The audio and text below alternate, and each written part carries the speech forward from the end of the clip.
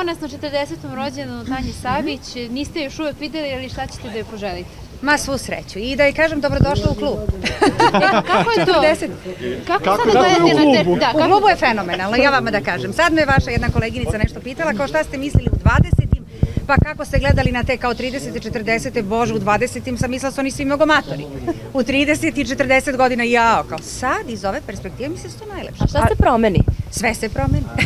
Sve se promeni. A da možete da vratite vreme, koju grešku iz 20 biste ispravili? Ma ništa ne bih ispravila, da ti iskreno kažem. Prosto mislim da je to sve godine te koje su bile i te mlađe kao šta si trebao da uradiš. Pa uradio si onako najbolje kako si mogao verovatno u tom trenutku i svi te nešto savetuju i pametuju u tom trenutku, ali ja mislim dok svi negde ne osetimo neke stvari na svojoj koži, prosto s godinama postaješ i zreliji, i mudriji, i iskusniji, ali to sve negde kroz život mora da prođe i lepo i ono što je manje lepo. A šta je pravi poklon za 40.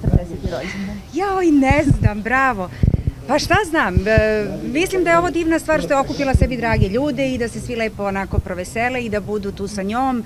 To je ono nešto, ja kažem, ja volim te okrugle rođendane, da se nekako malo drugačije obeleže od onih standardnih. Pa onda, eto tako, mislim da i ona sigurno večeras upriličila to najbolje što je mogla. A da li vi za rođendan više volite dobijete neki poklon ili kovertu sa novcem? I ovo što si slatka, pa pravi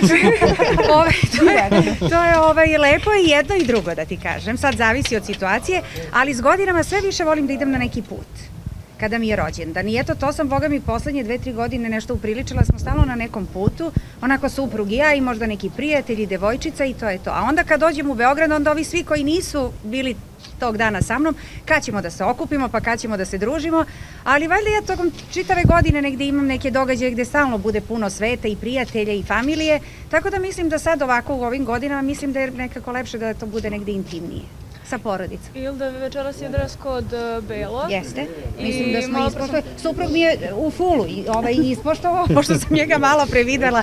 Sreli smo se ovdje, tako da Sladak mi je totalno u belo.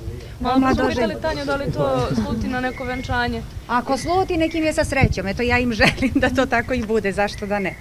To bi bilo lepo. Hvala puno.